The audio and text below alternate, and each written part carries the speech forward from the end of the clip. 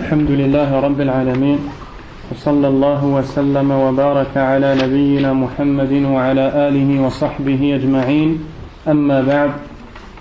On est dans le troisième cours dans lequel on étudie le livre Mi'ata Su'alin wa Jawabin fil Aqidah, 200 questions et réponses dans la croyance du musulman. L'auteur de ce livre est Hafiz ibn Ahmad ibn Ali al-Hakami rahimahullah, qui est un savant né en 1342 de l'Hégire et qui est mort en 1377, c'est-à-dire il est mort à 35, c'est bien ça. De 42 à 77, il y a combien? Il y a 35. Il est mort à 35 ans. Donc c'était quelqu'un à qui Allah a donné beaucoup de science pendant la jeunesse. Quoi qu'il en soit, la semaine dernière, la dernière question sur laquelle on s'était arrêté était Kam shurut al-ibada, combien sont les conditions de l'adoration?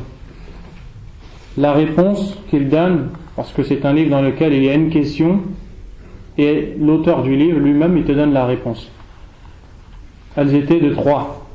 Al-awwal sidqul azima wa huwa shartun fi wujudiha.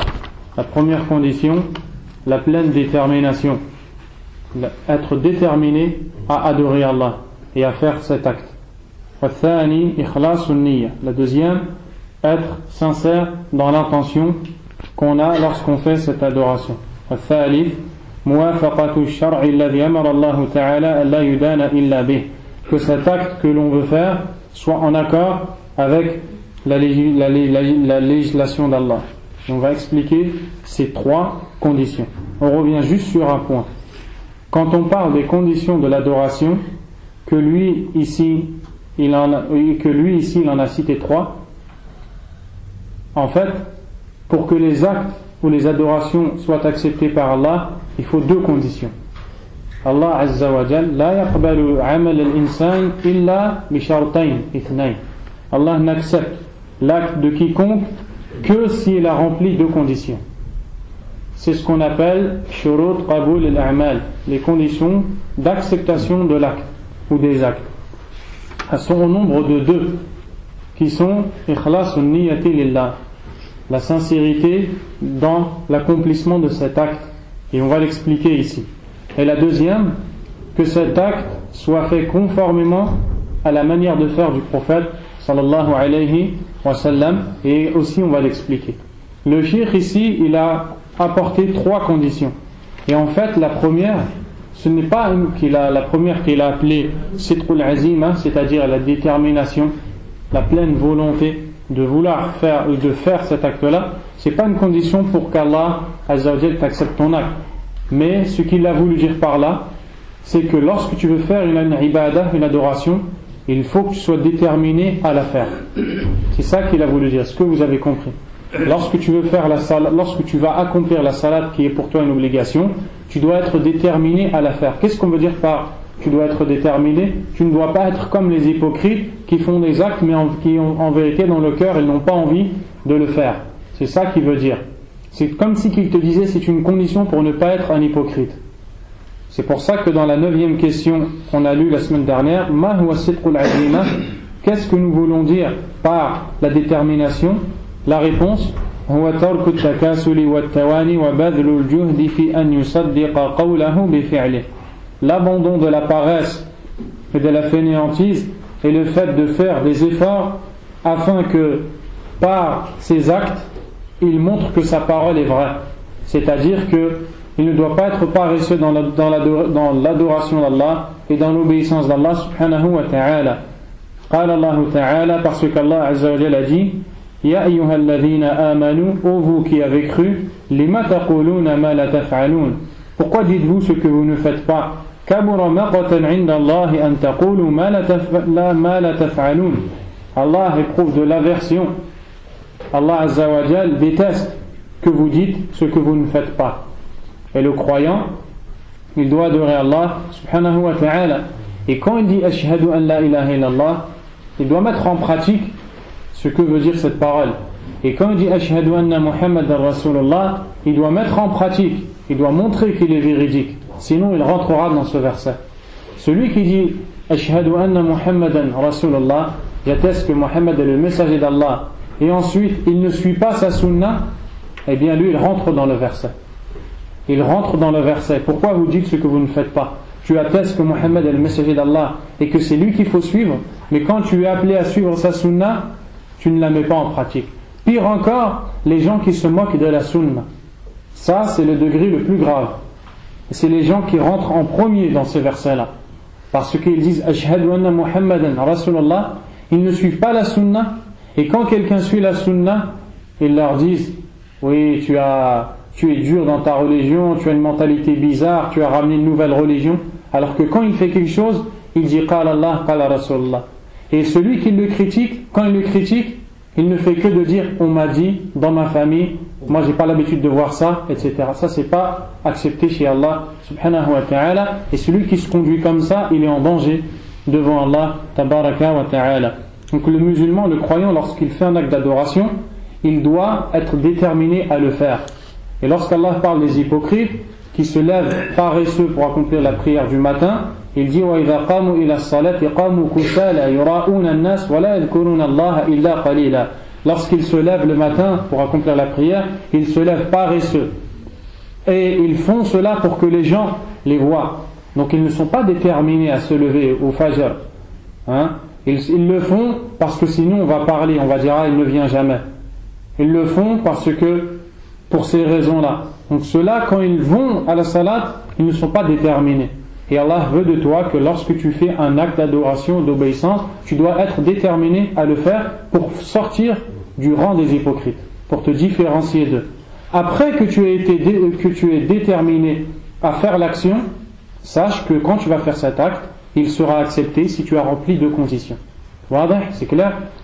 La question numéro 10, Ma ma'na ikhlas an-niyya?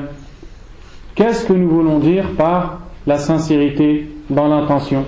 Car maintenant on va rentrer dans les deux conditions sans lesquelles Allah n'accepte pas de toi la salat, ou le hajj, ou la zakat et rien d'autre. Tout ce que tu fais pour Allah, Allah il l'accepte si tu as deux conditions respectées. La première, c'est que tu sois sincère dans ton intention. Donc la réponse, الجواب هو أن يكون مراد العبد بجميع أقواله وأعماله الظاهرة والباطنة ابتغاء وجه الله تعالى. C'est-à-dire que la seule chose que le serviteur doit vouloir avec chaque parole ou chaque acte apparent ou caché, chaque parole, quand il récite le Coran, quand il appelle les gens à Allah, quand il enseigne l'islam, quand il transmet la bonne parole, ou bien chaque acte, quand il accomplit la prière, quand il accomplit le pèlerinage, ou chaque acte caché, quand il dit qu'il aime Allah, quand il dit qu'il place la confiance en Allah, quand il dit qu'il espère la miséricorde d'Allah, dans toutes ces choses-là, il doit ne vouloir que Allah Azza wa Jal. لماذا تصلي لله وحده لا شريك له لماذا تعمل في الدين لله وحده لا شريك له هذا شرط. Pourquoi tu pries? La réponse, pour l'agrément d'Allah, pour la satisfaction d'Allah subhanahu wa ta'ala, et pour rien d'autre. Et chaque chose que tu fais dans la religion d'Allah, tu dois le vouloir ou tu dois le faire parce que tu ne veux que la satisfaction d'Allah Azza wa Jal. C'est ça qu'on appelle le abd, le serviteur d'Allah. Lui il sert Allah, lui il adore Allah. Quant à celui qui aime faire quelque chose pour que les gens le voient ou pour que les gens parlent de lui, celui-là il est en danger. Celui-là il est en danger et il n'est pas sincère dans son adoration. Allah Azza wa Jalla a dit dans le Coran, قال الله عز وجل وما أمروا إلا ليعبدوا الله مخلصين له الدين حنفاء ويقيموا الصلاة ويؤتوا الزكاة وذلك دين القيمة. Allah a dit dans sourate La Preuve, dans le verset 5, il dit, en parlant des gens du livre, les Yahoud ou les Nasara, il ne leur a été ordonné cependant que de n'adorer Allah, lui vouant le culte sincèrement. Donc Allah Azza wa Jal dans ce verset nous montre que la chose principale qu'il nous a ordonné de faire, c'est d'être sincère, avant tout. C'est-à-dire que dans chaque chose que tu veux faire, dans chaque chose que tu veux dire, tu ne dois le faire ou le dire que pour Allah subhanahu wa ta'ala, que pour la satisfaction d'Allah. Et Allah il nous dit dans ce verset que c'est la seule chose qu'il nous a demandé, alors que nous on sait qu'Allah tabaraka wa ta'ala nous a demandé beaucoup d'autres choses. Pourquoi ici Allah nous dit que c'est la seule chose qu'il nous a demandé? Parce que toutes ces autres choses qu'il nous a demandées après, si on ne les fait pas d'abord en étant sincère, elles ne seront jamais acceptées. Donc Allah il veut nous dire par là que la religion d'Allah tout entière, c'est la religion de sincérité. C'est la religion dans laquelle on ne recherche que la récompense d'Allah subhanahu wa ta'ala. Les gens te font les éloges, ça doit être égal pour toi. Les gens te critiquent, ça doit être pareil pour toi. Si tu vois une différence dans ça, il se peut que ta niya elle n'est pas comme elle devrait être. D'accord?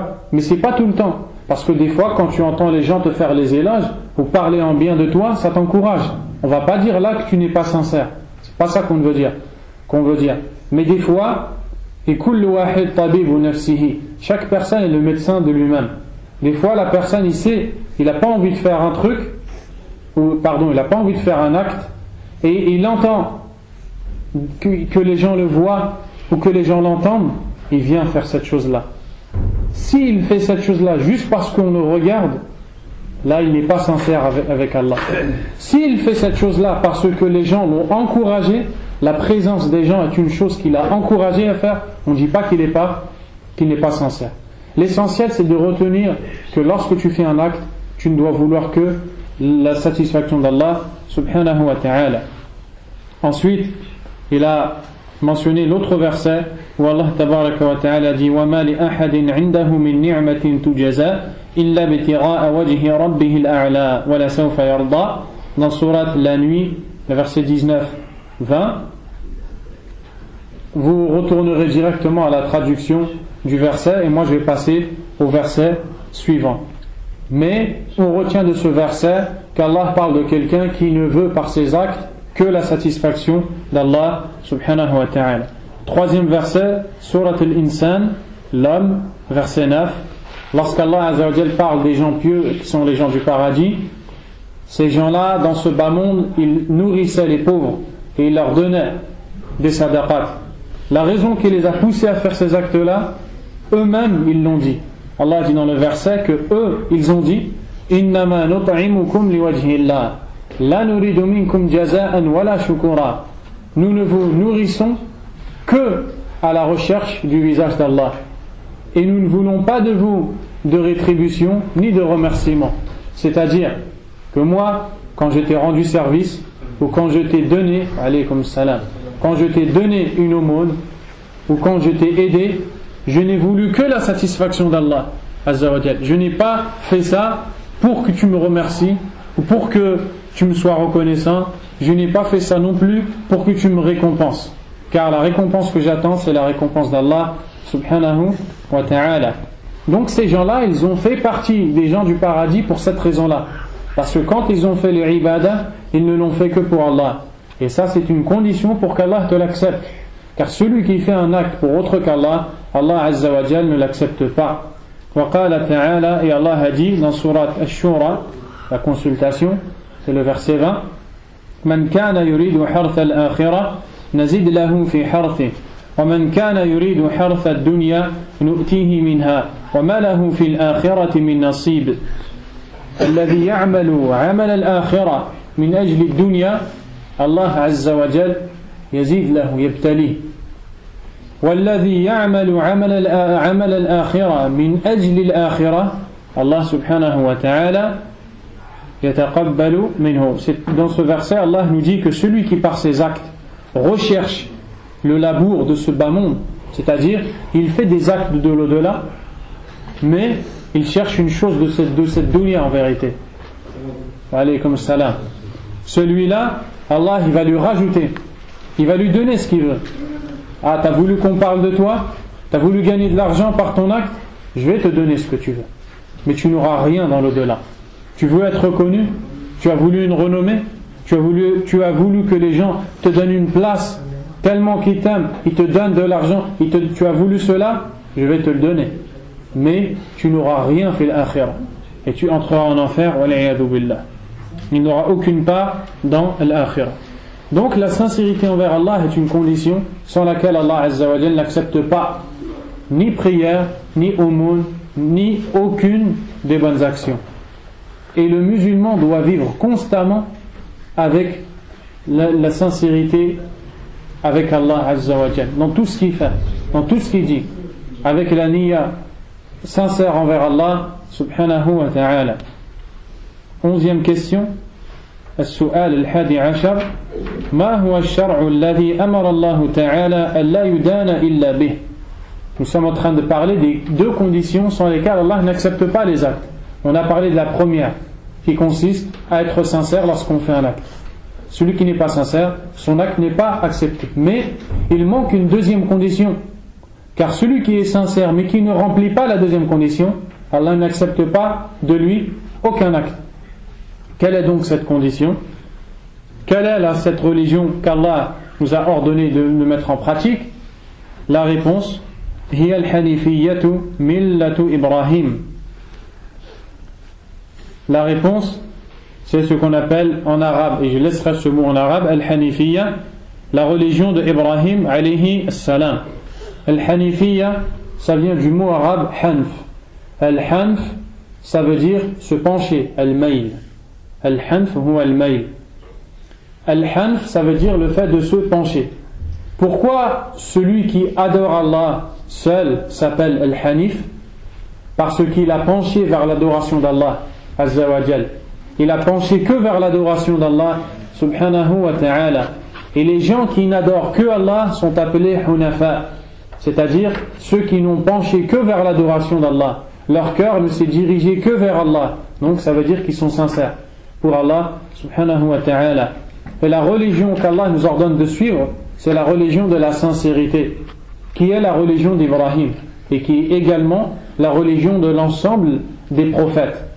Mais pourquoi les savants disent tout le temps la religion d'Ibrahim? La religion d'Ibrahim, pas parce que Ibrahim est le meilleur des prophètes, même s'il fait partie des meilleurs prophètes, mais le meilleur c'est Muhammad sallallahu alayhi wa sallam, mais parce que Allah Azza wa Jal a légiféré des choses dans la religion, dans son adoration, avec Ibrahim alayhi salam, et il les a laissés avec tous les prophètes qui sont venus après lui. Donc Allah Azza wa Jal a montré que Ibrahim il a un rang particulier, spécial chez Allah. Allah il lui a donné un amour particulier, à un point où Allah a dit وَاتَّخَذَ اللَّهُ إِبْرَاهِيمَ خَلِيلًا. Allah a pris Ibrahim comme ami intime.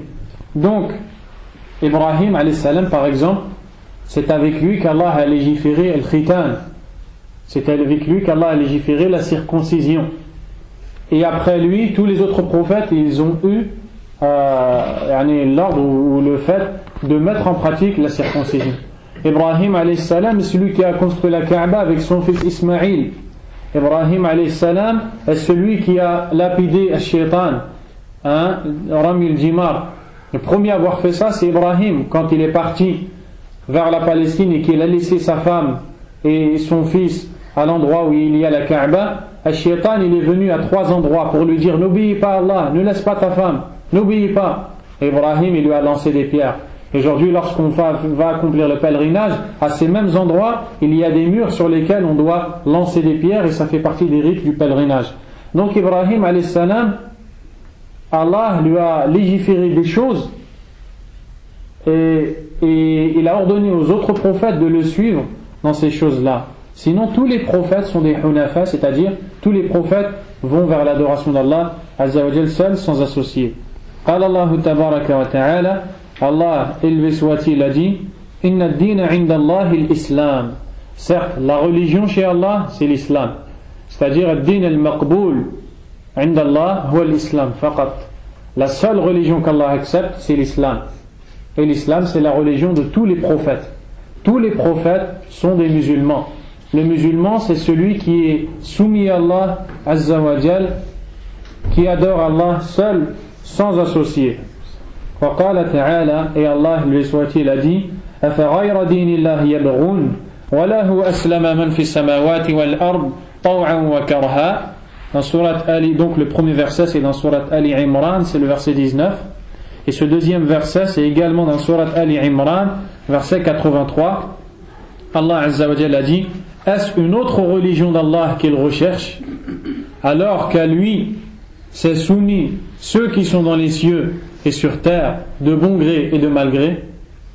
Donc Allah Azza wa Jal ici nous dit, comment rechercher une religion autre que la religion d'Allah, alors que toutes les créations sont soumises à Allah Azza wa Jal. Et vous vous rappelez que lorsqu'on a parlé de l'abd, du serviteur d'Allah, on a dit que le serviteur d'Allah se divise en deux: celui qui adore Allah de bon gré, c'est le croyant, le musulman, et celui qui adore Allah malgré lui, même s'il ne veut pas.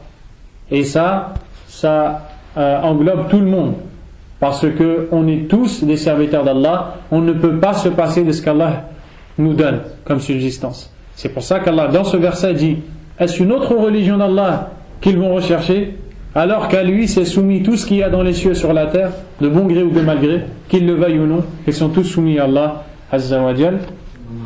Alaykum salam. Wa qala ta'ala, et Allah a dit: وَمَنْ يَرْغَبُ عَنْ مِلَّةِ إِبْرَاهِيمَ إِلَّا مَنْ سَفِهَ نَفْسَهُ. Surat Al-Baqarah, verset 130. Allah nous parle de celui qui suit une religion autre que celle d'Ibrahim. Quelle est la religion d'Ibrahim? Al-Islam. Al-Hanifiyya, l'Islam. Allah a dit dans ce verset: et qui va avoir de l'aversion pour la religion d'Ibrahim? Yani qui va détester la religion d'Ibrahim? Yani qui va détester l'islam? Sauf celui qui est idiot, sauf celui qui est complètement idiot. Illa man safiha nafsah ay jahila maslahat nafsi. C'est-à-dire, qui va délaisser l'islam à part celui qui est complètement ignorant pour son propre intérêt, à part celui qui est ignorant de ce qu'il a besoin. Car celui qui n'est pas ignorant, il sait qu'il ne peut pas se passer de l'islam. Donc Allah Azza wa Jal dans ce verset nous dit que celui qui choisit une autre religion que l'islam est idiot, et il a ignoré le bien dont il a besoin et qu'il recherche. Wa qala ta'ala, et Allah il a dit dans Surat Al-Imran, verset 85: وَمَنْ يَبْتَغِي غَيْرَ الْإِسْلَامِ دِينًا فَلَنْ يُقْبَلَ مِنْهُ وَهُوَ فِي الْآخِرَةِ مِنَ الْخَاسِرِينَ. Et celui qui recherche une autre religion que l'islam, à celui-là, il ne lui sera pas accepté.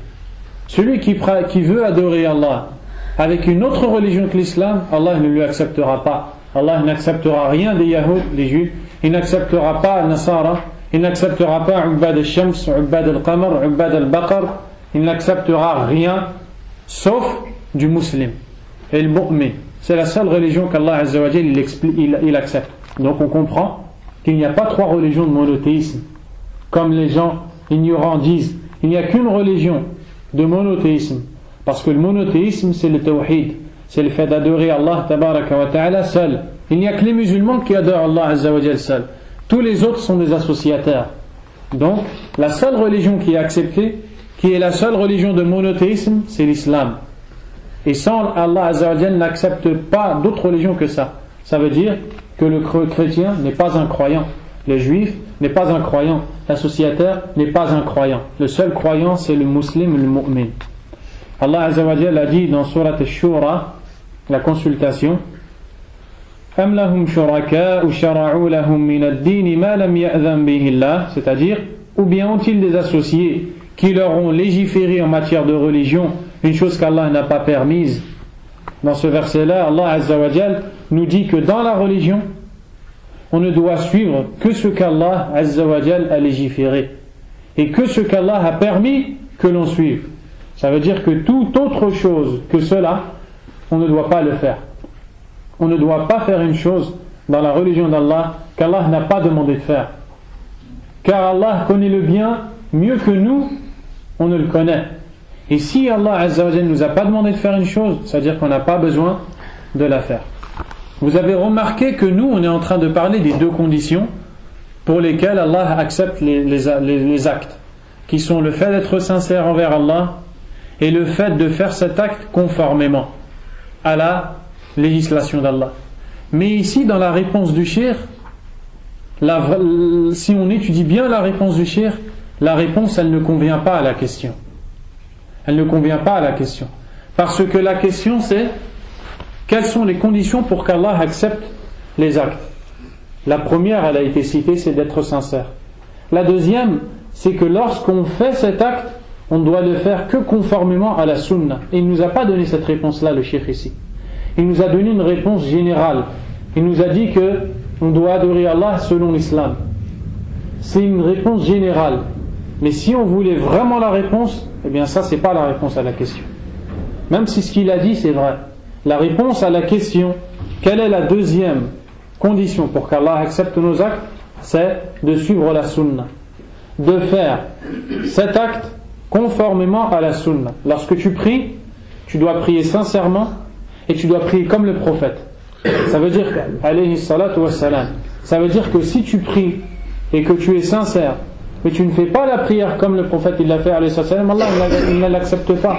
Si tu fais 5 rak'a au lieu de 4, Allah il n'accepte pas. Si tu fais 3 au lieu de 4, Allah azza wa jalla ne l'accepte pas. Alaykum salam. Même si tu es sincère. Et si tu fais un acte conformément à la sunna, donc tu fais 4 comme il faut, mais tu n'es pas sincère envers Allah, Allah tabaraka wa ta'ala ne l'accepte pas aussi. Et c'est les deux conditions pour qu'Allah accepte les actes. Si vous voulez un verset qui réunit ces deux conditions, vous prenez le dernier verset de Surat Al-Kahf, le dernier verset de Surat La Grotte, Surat numéro 18. Allah azza wa jalla a dit dans cette surah, فَمَنْ كَانَ يَرْجُو لِقَاءَ رَبِّهِ, celui donc qui espère en la rencontre de son Seigneur, c'est-à-dire celui qui espère rencontrer Allah et qu'Allah soit satisfait de lui à ce moment-là, il a deux choses à faire. فَلْيَعْمَلْ عَمَلًا صَالِحًا, qu'il accomplisse un bon acte, qu'il fasse une bonne action. Et cette bonne action, est-ce qu'elle peut être bonne si elle n'est pas faite comme le prophète alayhi salam? Jamais. Quelqu'un qui fait un acte, même s'il a une bonne intention, mais il le fait contrairement à la sunna, Allah ne l'accepte pas, parce que ça reviendrait à dire que tu n'as pas besoin du prophète pour adorer Allah. C'est pour ça que le prophète a dit alayhi salatu wassalam, Man amila amala laysa alayhi amruna fahuwa radd. Celui qui accomplit un acte sur lequel il n'y a pas notre ordre, on n'a pas demandé de faire, il ne l'a pas fait comme le prophète, cela lui sera rejeté. Donc quand Allah dit ici une bonne action, il veut dire la sunna. Donc celui qui veut rencontrer Allah et trouver Allah satisfait de lui, qu'il suive la sunna. Deuxièmement, وَلَا يُشْرِكْ بِعِبَادَةِ رَبِّهِ أَحَدًا لِيَكُنْ مُخْلِصًا فِي هَذَا الْعَمَلِ, et qu'il n'associe rien à Allah dans cet acte. C'est-à-dire que quand il fait cet acte, il ne doit vouloir que la satisfaction d'Allah subhanahu wa ta'ala. Et c'est ça les deux conditions pour qu'Allah accepte les actes. السؤال الثاني عشر, la question numéro 12. Kam maratib din al-Islam, combien sont les différentes étapes ou les différents niveaux de la religion de l'islam? Al-jawab huwa thalathu maratib, al-islam wal-iman wal-ihsan, wa kullu wahidin minha idha utliq shamala ou shamala ad-din kullah. La réponse, c'est que l'islam a 3 degrés. La religion d'Allah azza wa jal a 3 degrés. Premièrement, l'islam. Degré au-dessus, qui est le deuxième degré, l'iman, la foi. Troisième degré, qui est le degré au-dessus, l'ihsan. Et on va détailler chacun de ces degrés dans les questions à suivre. Donc on a compris que la religion elle a 3 degrés. L'islam, la foi, l'ihsan. L'ihsan, ça veut dire l'excellence ou la bienfaisance. Et chacun de ces degrés, lorsqu'il est évoqué seul, il englobe les autres avec. C'est-à-dire que lorsqu'on dit islam, de façon, on dit l'islam, on parle de l'iman et de l'ihsan. Lorsqu'on dit l'islam, on parle aussi de la foi et de la bienfaisance. Lorsqu'on dit l'iman seul, on parle aussi de l'islam et de la bienfaisance. Lorsqu'on dit l'ihsan, la bienfaisance, on parle aussi de l'islam et de la foi. Et lorsqu'on dit l'islam, la foi et la bienfaisance, chacun va prendre son sens particulier. D'accord? Lorsqu'on dit est-ce que vous avez compris ça? Non. Il y a 3 mots. Si on dit un de ces mots seul, il veut dire aussi les 2 autres. Si on parle de ces 3 mots et on les dit en même temps, chacun de ces mots il aura son sens à lui. Vous avez compris? Donc, ma ma'na l'islam, puisque la religion a 3 niveaux, à 3 degrés, et que le premier c'est l'islam, expliquez-nous donc Qu'est-ce que veut dire l'islam? La réponse, معناه الاستسلام لله بالتوحيد والانقياد له بالطاعة والخلوص من الشرك. Voici la réponse à la définition de l'islam. Toi qui dis être un musulman, voici la définition de l'islam, du mot l'islam. La soumission à Allah, l'islam représente ou veut dire la soumission à Allah, subhanahu wa ta'ala. Le fait de te soumettre à Allah, tabaraka wa ta'ala, avec ton cœur et tes membres. Avec quoi on se soumet à Allah, ou bien comment on se soumet à Allah, azza wa jal? Est-ce qu'on se soumet à Allah comme nous on le veut, ou bien par une chose particulière? La réponse est la deuxième, par une chose particulière. Quelle est cette chose? Bit tawhid. En se soumettant, l'islam consiste à se soumettre à Allah par le monothéisme. C'est ça la vraie soumission à Allah. Qu'est-ce que veut dire at-tawhid? Le monothéisme. Le monothéisme veut dire ibadatullahi azza wa jal wahdahu la sharika lah wa hadha huwa haqqullahi ala al-ibad. C'est-à-dire le fait de se soumettre à Allah en l'adorant seul, sans associé. C'est ça qu'on veut dire lorsqu'on dit le monothéisme. Le monothéisme veut dire le fait de vouer le culte, l'adoration, l'obéissance à Allah subhanahu wa ta'ala seul, sans rien lui associer. Ce qui veut dire que lorsque tu fais une adoration, tu ne dois la faire que pour Allah. Si tu ne la fais que pour Allah, on appelle cette personne-là un monothéiste. Et celui qui adore autre qu'Allah, ou bien qui adore Allah, mais qui en même temps adore autre que lui, ce n'est pas un monothéiste. Donc les chrétiens ne sont pas des monothéistes. Les juifs ne sont pas des monothéistes. Les adorateurs du soleil, de la vache, de la lune et de tout ce qui est adoré en dehors d'Allah ne sont en aucun cas des monothéistes, et leur religion n'est en aucun cas du monothéisme. Corrigez bien ça. Il n'y a pas 3 religions de monothéisme. Il n'y en a qu'une, c'est l'islam. Car s'il y avait 3 religions de monothéisme, eh bien ces 3 religions elles seraient acceptées par Allah azza wa jal, puisqu'Allah nous a créés pour le monothéisme. Il nous a créés pour l'adorer seul. Et Allah nous dit dans de nombreux versets qu'il n'accepte que l'islam comme religion. Parce que la seule religion de monothéisme, de tawhid, c'est l'islam. Et l'islam consiste à se soumettre à Allah en l'adorant seul, sans associé, en étant un monothéiste complet. Et également par l'obéissance. Après que tu aies été sincère envers Allah et voué à Allah azza wa jal, tu dois lui obéir. Et c'est pour ça que le musulman veut dire le soumis. D'où la mauvaise compréhension des gens: je suis un musulman non pratiquant. Musulman, ça veut dire pratiquant. Comment tu peux être un musulman non pratiquant? المسلم الذي لا يطبق هذا لا يوجد. المسلم بمعنى أنه يطبق. المسلم, ça veut dire celui qui met en pratique. إذا كنت لا تطبق الإسلام فأنت لست بمسلم. Si tu ne mets pas en pratique l'islam, cela veut dire que tu n'es pas un musulman. Ça n'existe pas pratiquant et non pratiquant. Allah azza wa jalla t'a créé pour être pratiquant. Si tu es pratiquant, tu es musulman. Si tu n'es pas pratiquant, tu n'es pas un musulman. Wal khulus min ash-shirk, c'est-à-dire le fait de se désavouer de l'association. Celui qui est monothéiste, qui n'adore que Allah et qui obéit à Allah azza wa jal, doit aussi se désavouer de l'association. Ça ne suffit pas de dire le seul à avoir droit à l'adoration c'est Allah, puis ensuite il va faire du shirk, de l'association, comme on va voir les différentes formes du shirk avec le livre. Ça ne suffit pas, il doit aussi se désavouer de l'association. Et c'est ce qu'on retrouve dans la shahada, dans la première parole qui est le premier pilier de l'islam: Ashhadu an la ilaha illallah. J'atteste qu'il n'y a pas de divinité qui mérite l'adoration sauf Allah. Annaka tatabarra min kulli ma yu'badu min dunillah wa anta annaka tatawajjahu ila Allah wahdahu la sharika lah. C'est-à-dire que tu attestes que tu t'es désavoué totalement de tout ce qui a été adoré en dehors d'Allah et que tu ne vas adorer qu'Allah azza wa jal seul, sans associé.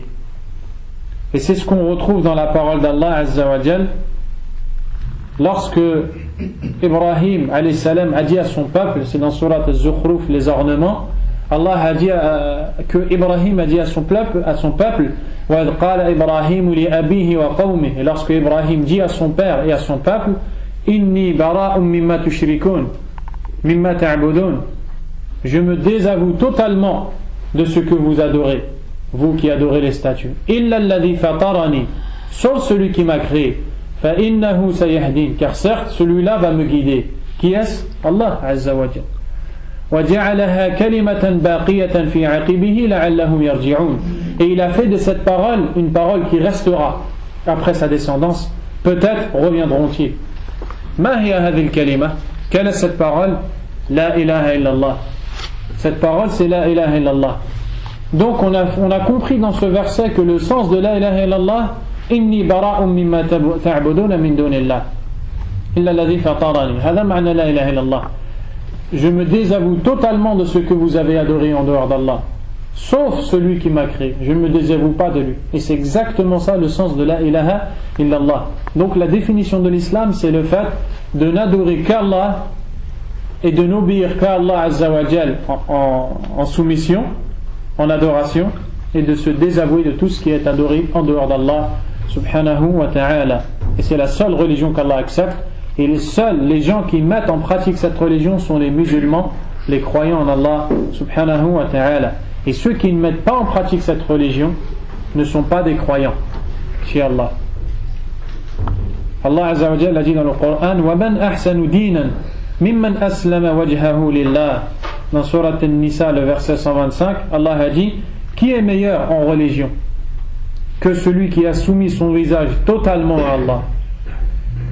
Lorsque Allah Azza wa Jalla dit dans ces versets-là, et qui est meilleur, et qui est meilleur, et qui est meilleur, sachez qu'Allah ne veut pas la réponse, mais que cette forme interrogative, quand Allah y pose la question, elle a pour but de nier. Aïe, la ahsan mimman aslama wajhahu lillah, c'est-à-dire il n'y a pas meilleur, il est impossible qu'il existe meilleur que celui qui s'est soumis à Allah, qui a soumis son visage à Allah subhanahu wa ta'ala. Et Allah a dit dans Surat Luqman, le verset 22, وَمَنْ يُسْلِمْ وَجْهَهُ إِلَى اللَّهِ وَهُوَ مُحْسِنٌ فَقَدْ اسْتَمْسَكَ بِالْعُرْوَةِ الْوُثْقَى. Et quiconque soumet son visage à Allah, c'est-à-dire quiconque est dévoué à Allah, adore Allah Azza wa Jal, وَهُوَ مُحْسِنٌ, tout en étant bienfaisant. Comment peut-on être bienfaisant? En suivant la sunna du prophète sallallahu alayhi wa sallam. Donc ici on retrouve les deux conditions de l'acceptation des actes. Celui qui est voué à Allah et qui suit la sunna, qu'est-ce qui s'est passé pour lui? فَقَدْ اسْتَمْسَكَ بِالْعُرْوَةِ الْوُثْقَى. Celui-là s'est accroché à l'anse la plus solide. Et la plupart des savants expliquent l'anse la plus solide, ils disent c'est la ilaha illallah. قال العلماء العروة الوثقى, l'anse la plus solide c'est la ilaha illallah. Donc on retrouve ici que celui qui s'est soumis totalement à Allah et qui a suivi le messager d'Allah, c'est celui-là qui a vraiment dit et mis en pratique et compris la ilaha illallah. Donc c'est celui-là le véritable musulman, et c'est ça que représente la religion d'Allah subhanahu wa ta'ala. Et aussi Allah a dit dans Surat Al-Hajj dans le verset 24, فَإِلَهُكُمْ إِلَهٌ وَاحِدٌ فَلَهُ أَسْلِمُوا وَبَشِّرِ الْمُخْبِتِينَ الَّذِينَ يَتَذَلَّلُونَ لِلَّهِ عَزَّ وَجَلَّ. Allah dit dans ce verset, et votre divinité n'est qu'une divinité unique, vous ne devez adorer que Allah. فَلَهُ أَسْلِمُوا, soumettez-vous donc à lui, puisqu'il est unique, il est le seul à avoir droit à l'adoration. Soumettez-vous donc à lui et annonce la bonne nouvelle à ceux qui s'humilient pour lui. Alaykum salam wa rahmatullah. Su'al al-rabi'u ashar, question 14. Ma dalil ala shumulihi ad-din kullahu 'inda al-itlaq. Quelle est la preuve nous montrant que lorsqu'on dit islam, on parle de toute la religion avec ses différents degrés qui sont la foi et la bienfaisance? La réponse, qala Allah ta'ala, inna ad-dina 'inda Allahi al-islam. La réponse, Allah a dit dans Surat Al-Imran, le verset qu'on a cité avant, la religion agréée chez Allah, c'est l'islam. Et nous, on sait qu'Allah Azza wa Jal, il nous demande d'avoir la foi et qu'il n'accepte pas celui qui n'a pas la foi. Donc, quand Allah a dit la religion qu'Allah accepte, c'est l'islam, ça veut dire que la foi rentre dans l'islam. C'est-à-dire que quand on parle de l'islam, alaykoum salam, on parle aussi de la foi. Aussi, le prophète sallallahu alayhi wa sallam a dit, comme cela est rapporté par l'imam Muslim dans le chapitre sur la foi justement, le prophète sallallahu alayhi wa sallam a dit Bada al-islamu ghariba wa sayaudu ghariban kama bada fatuba lil ghuraba. L'islam a débuté étranger, il redeviendra étranger comme il l'était au début. Bonne nouvelle ou bonne annonce pour ceux qui sont étrangers. C'est-à-dire qu'au début de l'islam, lorsque les gens avaient la foi en Allah et lorsqu'ils mettaient en pratique les ordres d'Allah Azza wa Jal, ils étaient étrangers par rapport aux gens. Les gens disaient qu'ils étaient bizarres, qu'on leur avait lavé le cerveau, à tel point ils disaient que le prophète sallallahu alayhi wa sallam était fou, ou bien c'était un voyant, un sorcier, un menteur, quelqu'un qui possédait les gens, quelqu'un qui était envoûté, etc. Donc au début, les gens de l'islam, ils étaient étranges par rapport aux autres. Et c'est exactement ce qu'on retrouve maintenant. Maintenant, plus tu cherches à suivre la sunna du prophète sallallahu alayhi wa sallam, plus tu deviens étrange. Plus tu entends les gens te dire tu es bizarre, c'est pas la religion qu'on a connue. Nous on a connu autre chose. Nos parents ils ne faisaient pas ça. Dans mon bled ils ne faisaient pas ça. On n'a pas vu ce que tu fais. Ça c'est nouveau. Tu deviens bizarre chez les gens. À tel point où lorsque tu leur dis Qala Allah, Qala Rasulallah, ils n'ont même plus le aql, la raison correcte qui permet d'accepter ces preuves-là ou de comprendre. Ils te répondent non, moi depuis des années, l'imam de ma mosquée il fait comme ça. C'est-à-dire qu'il a fait passer la parole de l'imam de sa mosquée ou de son père ou de ses ancêtres au-dessus de la parole d'Allah Azza wa Jal et au-dessus de la parole du prophète sallallahu alayhi wa sallam. Celui-là il est en danger dans sa manière de comprendre la religion d'Allah, parce que le musulman il apprend tous les jours, il n'est pas né savant, tous les jours tu apprends, et il se peut que 40 ans après tu te rends compte que ça fait 40 ans que tu fais une erreur. Eh bien ton obligation à ce moment-là c'est d'accepter, de demander à Allah pardon pour ton erreur et de le corriger. Mais si le fait que tu fais une chose depuis 40 ans devait être une preuve que cette chose-là est bonne, ben l'islam il serait de toutes les couleurs aujourd'hui. Parce que la plupart des gens, ils sont ignorants de l'islam. Et la plupart des gens, ils ont fait des erreurs, et ils font des erreurs pendant 30 et 40 et 50 ans. Est-ce qu'on va les suivre parce que ça fait 50 ans qu'ils font ça?